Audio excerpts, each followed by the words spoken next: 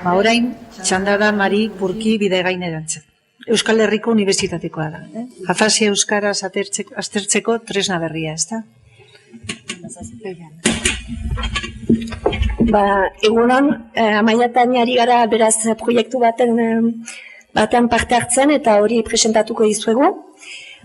Gogira hizkuntzalariak eta gure lanakloa da psikohizkuntzalaritza eta neurohizkuntzalaritza ere.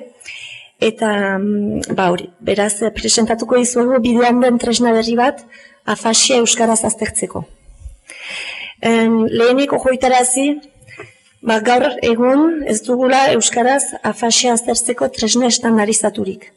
Ez dizuet esango zer den afasia, baina hizkuntza arazoak direla eta arazoa da paziente afasiadunak erdaraz aztertzea, zen askotan daien bigarren hizkuntza, eta gainera euskaraz aztertzen baldin badira, orduan egiten da estandarizatuak ez diren tresnen oinarrian.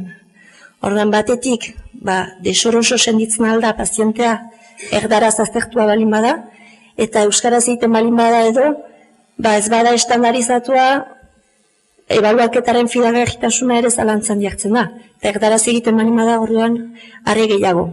Horregatik ere, datu gutxi biltzen dira ikerketaren aldetik baliagarri izaten aldirenak, eta horregatik ere orain arte oso ikerlan gutxi daude, eta orduan gure ustetan ondorio latzak ditu bai osasun eta ikerketaren zat. Hau dela eta Europa mailan garatzen nahi da proiektu potolo bat, eta hau da afasia ikerketa garatzeko eta baita ere tratamendua hobetzeko. Eta aukeratu dute tresna bat, inglesez jatorrizena, eta Europako hizkuntza aniztasuna kontuan hartu nahi dute, eta hainbeste hizkuntzatan egokitu nahi dute. Eta gu gara euskarazko bertsoaren egokitzapenaren arduradunak. Orduan, helburu nagusitzat hartzen du afasia hizkuntza desberdinetan konparatzea, baita ere afasiadun elebiduren azterketa ahalbidetzea, eta afasiak ikerketa eta tratamendua laguntzea. Oso labur erakusteko egokitzapena eta itzulpena oso desberdina dela, bai? Orduan, hemen badugu adibide bat, begiratzen bali mauzu ezkerreko aldea, hau da adibidez azpitez bat, deitzen dena ahozko hitzak ulertzeko azpitezta, bai? Orduan, pentsatu lau irudi hauek ematen zaizkiola pazienteari, eta hitz bat esaten zaio, eta berak erakutsi behar du zein den. Orduan, inglesez esaten zaio adibidez goat, baina azpian coat, eta orduan fonologikoki begiratzen dugu kontrastea egiteko gaiden, bai? Noski euskarara itzultzen baldin badugu, galduko genuke kontraste fonologikoa, ez luke zentzurik. Orduan gure lana hortan datza ere, bai? Eta aurkitzen dugu, arto, ardo bezalako kontraste fonologikoa. Ahno, iparraldean, orduan ibiliko litzateke ere, bai? Hau da gure helburua, Euskal Herri osorako test bat egitea dela, zeren bat egitekotan ez gara hasiko ezberdinak egiten. Orduan gure lana ere hortan datza. Batetik alde psikolinguistikoak kontrolatzen, fonologia, morfologia, sintaxia, hizkuntza aldatzen direlako, bai? Orduan bada hor Europako beste taldeekin lana, eta soziolinguistikoak ere gure kasuan euskara hainitza delako, bai? Orduan, hau da, aipatu dugun galdera pixka bat, ea euskalki desberdinak izateak oztopo egiten dion test amankumu bat izateari, bai? Eta zuzen, galdera horri erantzuteko, prozesu honetan, euskarara egokitzeko prozesu honetan, zenbait azterketa egin behar izan ditugu. Eta horietako bada irudikagarritasunaren azterketa.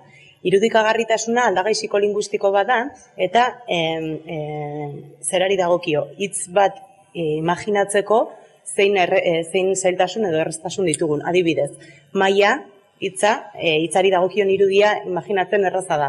Eta aldiz, adibidez, laguntasunari dagokiona zaila. Orduan, kateko azpitez batzuetan aukeratzen ziren hitzak aldagai hau kontrolatuta. Euskaraz ez zegoen irudikagarritasun baliorik, eta beraz azterketa bat egin behar izan dugu balioiek, euskararako balioiek lortzeko, ezta?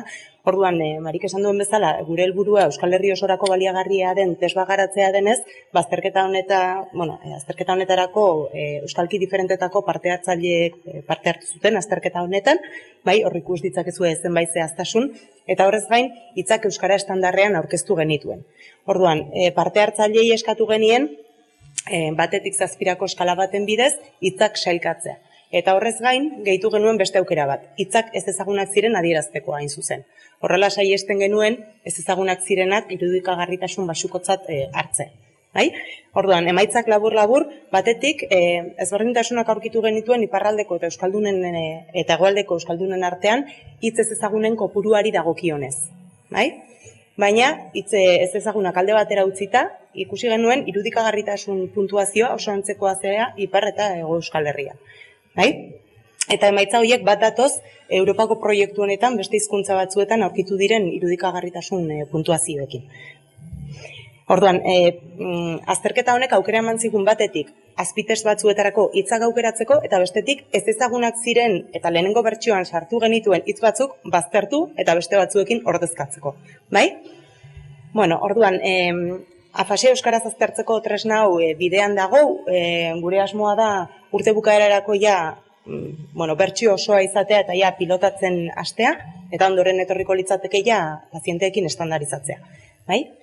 Orduan, ikusi duzuen, erakutsi dizuegun bezala, oso importantea da egokitzapen hau euskaratik egitea. Hau da, euskararen ezaugarri linguistiko eta aldagai psikolinguistikoetan oinarritzea, eta baita euskararen ezaugarri soziolinguistikoak ere aintzat hartzea.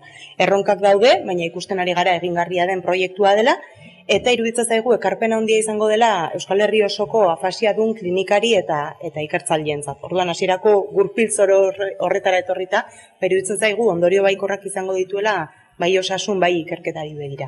Eta, ez genuke bukatu nahi, esan gabe, proiektu hau aurrera eramateko eta bereziki estandarizaziorako Euskal Herriko profesional desberdinen disiplinarteko profesionalen laguntza ezinbestekoa eta lankidetza ezinbestekoa izango zaigula. Hasi logopeda, neurologo, neuropsikologo eta barrena. Eta beraz, lankidetzarako proposamena ere luzatu nahi genuke gaurko aurkezpen hau baliatuta. Eskerrik asko zuen bat.